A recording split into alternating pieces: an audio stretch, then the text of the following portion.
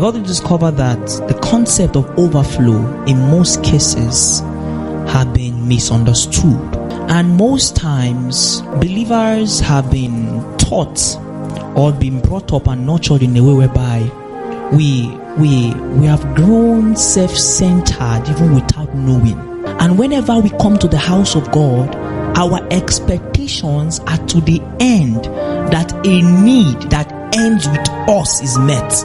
But whereby the purpose of God for creating us into this life is not for us to just have our needs met. The Bible said something, and many persons have quoted this scripture, and many persons have sang with this scripture, but I've not really caught the full revelation of this scripture. The Bible said, out of your belly shall flow rivers of living waters. There's something we're going to be learning from these two scriptures right now. I need you to stay with me. Most times, when believers hear the concept of overflow, what comes to our mind is, I want to just overflow. They just see themselves breaking forth. That is good.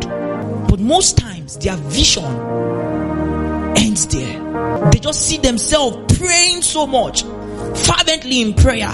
But most times the vision ends there. Most times they just see their family having so much wealth, growing in finance, overflowing, having so much. And in most times they connect that scripture with the scripture that says pressing down, shaking together, and running over. Most times we begin to miss these two scriptures and think that this scripture with the scripture of you overflowing in just resources alone are actually the same.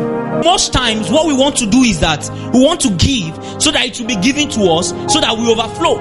We want to pray so that multiple graces will be given to us, so that we overflow. That is good, but to the end of what? I need to understand something with that scripture. Out of my belly shall flow what? Rivers of living waters. Do you know what that means? That means that what is flowing from your belly is not what you drink. What is flowing from your belly is not what you drink. It flows from your belly for someone to drink. It flows from your belly for a generation to drink.